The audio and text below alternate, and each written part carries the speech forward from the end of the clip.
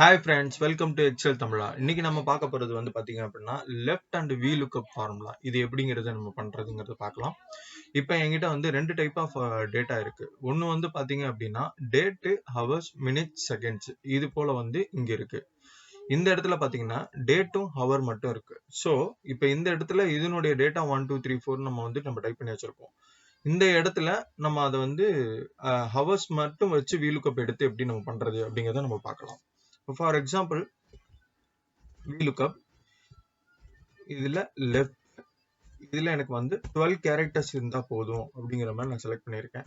So இது ஏன் 12 characters அப்படிங்கிறது இன்க்ளூடிங் ஸ்பேஸ் முதற்கொண்டு நம்ம வந்து செலக்ட் பண்ணிக்கணும். இதை பத்தி டீட்டெயிலா நீங்க பார்க்கணும் அப்படின்னா கீழே டிஸ்கிரிப்ஷன்ல நம்ம லெஃப்ட் ஃபார்முலாவோட வீடியோ இருக்கு, அதுல போய் பாருங்க. அண்ட் இதனுடைய டேபிள் வந்து நம்ம செலக்ட் பண்ணிக்கிறோம். இந்த டேபிளை நான் வந்து செலக்ட் பண்ணிட்டு லாக் பண்ணிக்கிறேன். அண்ட் அகெயின் இதுல எனக்கு செகண்ட் இண்டெக்ஸ் நம்பர் அதை நான் செலக்ட் பண்ணிக்கிறேன். அண்ட் அதுல எனக்கு வந்து 0. ஸோ இதை வந்து நான் க்ளோஸ் பண்ணிடுறேன். இப்போ பாருங்க டேட்டா வந்துருச்சு. ஸோ இதே நான் எல்லாத்துக்கும் அப்ளிகபிள் பண்றேன். ஸோ இப்போ ஆட்டோமேட்டிக்கா நமக்கு வந்து எல்லாருடைய நம்பர்ஸ் என்னவோ அது வந்துருச்சு. ஸோ இப்படிதான் வந்து vlookup-ஐயும் லெஃப்ட் ஃபார்முலாவையும் கம்பைன் பண்ணி நம்ம பண்ணலாம்.